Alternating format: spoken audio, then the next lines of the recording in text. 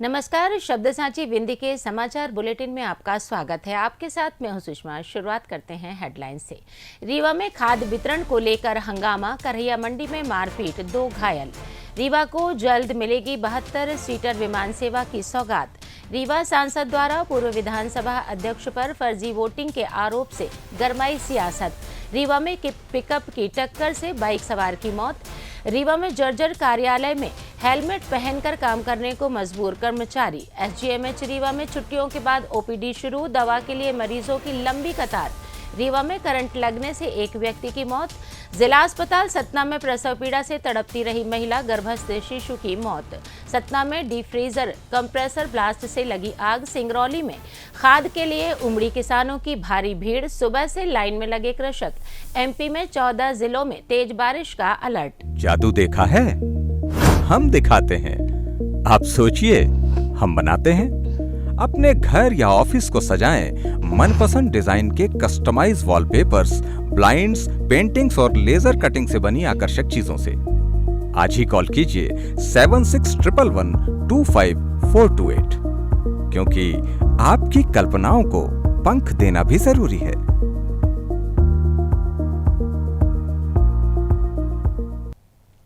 अब खबरें विस्तार से। रीवा जिले में खाद की किल्लत के चलते किसान परेशान हैं। करहिया मंडी स्थित खाद गोदाम में खाद लेने पहुंचे किसानों के बीच सोमवार को मारपीट हो गई, जिसमें 2 लोग घायल हो गए। स्थिति बिगड़ने के बाद पुलिस के सुरक्षा घेरे में खाद वितरण शुरू किया गया।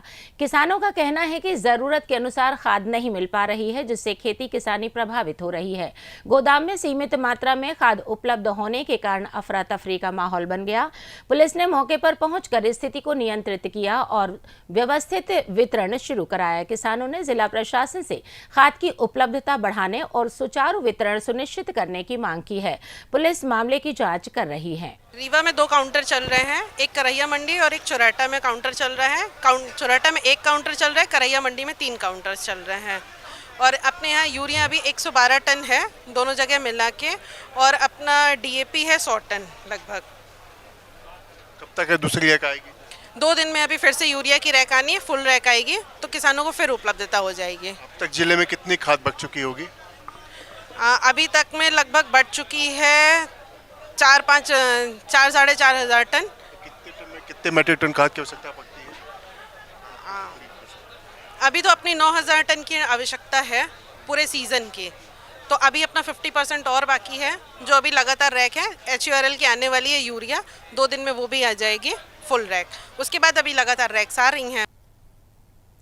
मध्य प्रदेश के उप मुख्यमंत्री राजेंद्र शुक्ल ने अपने जन्मदिन के अवसर पर रविवार को ऐलान किया कि रीवा एयरपोर्ट से जल्द ही 72 सीटर विमान सेवा शुरू होगी, जिससे रीवा से इंदौर और दिल्ली की यात्रा आसान हो जाएंगी। उन्होंने बताया कि अलायंस एयर और इंडिगो जैसी विमान कंपनियों ने रीवा इंदौर और रीवा दिल्ली उड़ानों को अपने शेड्यूल में शामिल कर लिया है।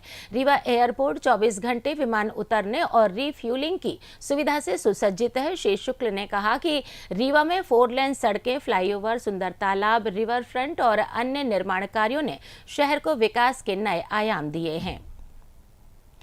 रीवा में भाजपा सांसद जनार्दन मिश्र के एक विवादित बयान ने सियासी तूफान खड़ा कर दिया है। सांसद श्री मिश्र ने स्वर्गीय कांग्रेस नेता और पूर्व विधानसभा अध्यक्ष श्रीनिवास तिवारी पर फर्जी वोटिंग का गंभीर आरोप लगाया है, जिसके बाद भाजपा के ही विधायक सिद्धार्थ तिवारी ने कड़ा विरोध जताया है। सिद्धार्थ, जो श्रीनिवास तिवारी के पोते हैं, ने इस बयान को अशोभनीय करार देते हुए इसे पार्टी फोरम में उठाने की बात कही है। सांसद मिश्र ने रविवार को एक सभा में कहा कि श्रीनिवास तिवारी के जमाने में एक घर में 1000 वोट होते थे और वह फर्जी वोटिंग से चुनाव जीता करते थे। यह बयान उन्होंने 2 बार दोहराया, जिसके बाद सोमवार को इसका वीडियो वायरल होने से रीवा की सियासत में हलचल मच गई है। सांसद मिश्र पहले भी श्रीनिवास तिवारी को लेकर विवादित टिप्पणियां कर चुके हैं। भाजपा विधायक सिद्धार्थ तिवारी ने इस बयान पर कड़ी नाराजगी जताई। उन्होंने कहा कि अगर सांसद जी को मुझसे कोई व्यक्तिगत समस्या है तो वो मुझसे बात करें। मेरे स्वर्गीय दादा को बार बार टारगेट करना अनुचित और अशोभनीय है। सिद्धार्थ ने स्पष्ट किया है कि वह इस मुद्दे को पार्टी के आलाकमान के सामने उठाएंगे। अच्छा, इसके धांधली के रीवा से बड़ा उदाहरण है। एक कमरा में 1000 लोग एक कमरा में 1000 वोट श्रीनिवास तिवारी के राज्य में, एक कमरा में 1000 वोट मनिगमा में निकले थे। 1100 वोट हम मन की जांच करने वाले हैं। रीवा जिले के रायपुर कचुलियान थाना क्षेत्र के रामनई में नेशनल हाईवे पर हुए दर्दनाक हादसे में एक बाइक सवार की मौत हो गई। जानकारी के मुताबिक सीधी जिले के रामपुर नैकिन निवासी नागेंद्र सिंह चाहल कंपनी में ट्रांसपोर्ट विभाग में कार्यरत थे। हादसा उस समय हुआ जब वह कंपनी के काम से रामनई की ओर जा रहे थे, तभी रीवा की ओर से आ रही एक तेज रफ्तार पिकअप ने उनकी बाइक को जोरदार टक्कर मार दी। टक्कर इतनी जबरदस्त थी कि नागेंद्र सिंह पिकअप में जा गिरे। स्थानीय लोगों ने तुरंत पिकअप वाहन और चालक को पकड़ लिया और घायल को 108 एम्बुलेंस के जरिए रीवा के संजय गांधी अस्पताल भेजा, लेकिन अस्पताल में चिकित्सकों ने उन्हें मृत घोषित कर दिया। घटना की सूचना पर पुलिस ने मौके पर पहुंचकर मर्ग कायम किया और जांच शुरू कर दी। प्रारंभिक जांच में पुलिस ने पिकअप चालक की लापरवाही को हादसे का कारण माना है। रीवा शहर के नेहरू नगर में स्थित मध्य प्रदेश पूर्व विद्युत वितरण केंद्र लिमिटेड के फ्यूज कॉल सेंटर में एक हैरान करने वाला नजारा देखने को मिला। यहां कर्मचारी और अधिकारी हेलमेट पहनकर कार्यालय में काम करने को मजबूर हैं। इसका कारण कार्यालय की जर्जर हालत है, जहां छत का प्लास्टर अचानक गिरने से कर्मचारियों की जान जोखिम में पड़ गई है। हाल ही में हुए एक हादसे में छत का प्लास्टर गिरने से एक कर्मचारी के पैर में चोट आई थी, जबकि अन्य कर्मचारी बाल बच गए थे। बताया जा रहा है कि कार्यालय की इमारत पूरी तरह जर्जर हो चुकी है। दीवारों में बड़ी बड़ी दरारें हैं और छत से पानी टपकने की समस्या बनी रहती है। इस स्थिति के कारण कर्मचारी को हर समय हादसे का डर लगा रहता है। कर्मचारियों ने कई बार इस मामले की शिकायत उच्च अधिकारियों से की, लेकिन कोई ठोस कदम नहीं उठाया गया। नतीजतन अपनी सुरक्षा के लिए कर्मचारी अब हेलमेट पहनकर काम करने को मजबूर हैं। संजय गांधी चिकित्सालय में छुट्टियों के कारण 3 दिन बंद रहने के बाद ओपीडी शुरू हुई है, लेकिन मरीजों को दवा लेने में भारी परेशानी का सामना करना पड़ रहा है। सोमवार को ओपीडी में 3700 मरीज पहुंचे। भीड़ की वजह से दोपहर 2 बजे तक मरीजों को दवा नहीं मिल पाई, जिसके बाद उन्हें आकस्मिक दवा वितरण केंद्र भेजा गया। वहां लंबी कतारों में मरीजों को 2-2 घंटे इंतजार करना पड़ रहा है। बता दें कि मौसमी बीमारियों के चलते मरीजों की संख्या में अचानक वृद्धि हुई है। बावजूद इसके अस्पताल प्रशासन अतिरिक्त दवा वितरण काउंटर नहीं खोले हैं। इस अव्यवस्था से मरीजों में भारी नाराजगी है। मरीजों ने अस्पताल प्रशासन से व्यवस्था को सुचारू और अतिरिक्त काउंटर खोलने की मांग की है, ताकि दवा वितरण में देरी से बचा जा सके। रीवा जिले के गुड़थाना क्षेत्र के दाढ़ी गांव में एक दुखद हादसा सामने आया है। सोमवार सुबह करीब 10 बजे 49 वर्षीय मोहनलाल साकेत की करंट लगने से मौत हो गई। घटना उस समय हुई जब वह अपनी छत पर कपड़े डालने गए थे। प्रारंभिक जानकारी के अनुसार छत पर कपड़े डालते समय वह बिजली के तार के संपर्क में आ गए, जिससे उन्हें जोरदार करंट लगा। हादसे की सूचना मिलते ही परिजनों और ग्रामीणों ने उन्हें तुरंत नजदीकी अस्पताल पहुंचाया, लेकिन डॉक्टर्स ने उन्हें मृत घोषित कर दिया। गुड़थाना पुलिस ने मामले की जांच शुरू कर दी है और मृतक के शव को पोस्टमार्टम के लिए भेजा गया है। हादसे से गांव में शोक की लहर है। सतना जिले के लोहरौरा गांव में रविवार देर रात एक किराना दुकान में डीप फ्रीजर का कंप्रेसर फटने से भीषण आग लग गई। यह घटना रात करीब 1:30 बजे विनीत गुप्त की दुकान में हुई। आग की लपटों ने देखते ही देखते पूरी दुकान को अपनी चपेट में ले लिया, जिससे लाखों रुपए का सामान जलकर नष्ट हो गया। दुकान के सामने सामान रखा था और पीछे मकान होने के कारण आग के घर तक पहुंचने का खतरा था। स्थानीय लोगों ने तुरंत पुलिस और दमकल विभाग को सूचना दी। ग्रामीणों ने सीढ़ी लगाकर आग बुझाने की कोशिश भी की, लेकिन आग पर काबू पाने में नाकाम रहे। 4 दमकल वाहनों की मदद से करीब 3 घंटे की कड़ी मशक्कत के बाद आग पर काबू पाया गया। गनीमत रही कि इस हादसे में कोई जनहानि नहीं हुई। प्रारंभिक अनुमान के अनुसार लगभग 10 लाख से ऊपर का सामान जलकर नष्ट हो गया है।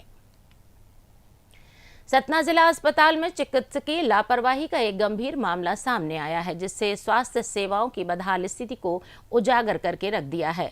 मझगवां के पनघटी गांव की राजकुमारी कोल को रविवार सुबह प्रसव पीड़ा होने पर परिजन जिला अस्पताल लेकर पहुंचे। डॉक्टर्स ने नॉर्मल डिलीवरी का आश्वासन देकर उन्हें भर्ती किया, लेकिन पूरे दिन कोई उचित इलाज नहीं किया गया। रात करीब 10 बजे डॉक्टर्स ने परिजनों को गर्भस्थ शिशु की मौत की सूचना दी और महिला को वार्ड से बाहर बाहर निकाल दिया। परिजन उमेश कुल ने बताया कि प्रसव पीड़ा बढ़ने पर डॉक्टर्स ने उन्हें जिला अस्पताल में सोनोग्राफी की सुविधा उपलब्ध कराने के बजाय निजी अस्पताल भेज दिया। सोनोग्राफी रिपोर्ट आने के बाद राजकुमारी को रीवा मेडिकल कॉलेज रेफर कर दिया गया, लेकिन अस्पताल प्रशासन ने एम्बुलेंस की व्यवस्था तक नहीं की। आधी रात को परिजन एम्बुलेंस की तलाश में भटकते रहे। इस मामले को लेकर सीएमएचओ डॉक्टर LK तिवारी ने कहा कि मामले की जांच कराई जा रही है और दोषियों के खिलाफ उचित कार्यवाही भी की जाएगी। सिंगरौली जिले के बैढ़न में स्थित खाद गोदाम में सोमवार को खरीफ सीजन के लिए यूरिया लेने हजारों किसानों की भीड़ उमड़ पड़ी। जन्माष्टमी और रविवार की छुट्टी के बाद बड़ी संख्या में किसानों सहित उनके परिवार की महिलाएं और लड़कियां भी खाद के लिए कतार में खड़ी नजर आईं। किसान सुबह 5:30 बजे से लाइन में खड़े हो गए, फिर भी कई किसानों को खाद नहीं मिल पाई। इस भीड़ भाड़ से किसानों में नाराजगी भी देखी गई। उपायुक्त सहकारिता PK मिश्र ने बताया कि जिले में खरीफ सीजन के लिए पर्याप्त यूरिया उपलब्ध है। बरगवा रैंक पॉइंट पर 2500 मैट्रिक टन के 4 रैक यूरिया पहुंच चुके हैं। इसका वितरण जिले की प्राथमिक कृषि साख सहकारी समितियों, मार्कफेड गोदाम और प्राइवेट लाइसेंसी विक्रय केंद्रों के माध्यम से किया जा रहा है। मौसम की बात करें तो मध्य प्रदेश में बारिश का दौर बना हुआ है। सोमवार को भोपाल समेत कई जिलों में तेज बारिश हुई। खरगोन के भगवानपुरा और पीपल झोंपा में रुक रुक कर हुई बारिश से नदी नाले उफान पर हैं। मौसम विभाग ने अगले 24 घंटे में 14 जिलों में तेज बारिश का अलर्ट जारी किया है। इनमें से 4 जिले देवास, हरदा, खंडवा और बुरहानपुर में अति भारी बारिश हो सकती है। वहीं इंदौर, नर्मदापुरम, जबलपुर और भोपाल संभाग के अन्य 10 जिलों में भारी बारिश की चेतावनी भी दी गई है। वहीं रीवा की बात करें तो यहां सुबह से तेज धूप रही। हालांकि दोपहर में कुछ देर के लिए आसमान पर बादल उमड़े और बूंदाबांदी भी हुई, लेकिन कुछ ही देर में फिर से धूप निकल आई। इसी के साथ ये समाचार बुलेटिन समाप्त हुआ। कल फिर मिलेंगे नई खबरों के साथ। जुड़े रहिए शब्द साची विंध्य से, और विंध्य से जुड़ी तमाम खबरों के लिए हमारे चैनल को सब्सक्राइब जरूर कीजिए। अपने आसपास की खबरें हम तक पहुंचाने के लिए स्क्रीन पर दिए गए नंबर पर आप संपर्क भी कर सकते हैं। धन्यवाद।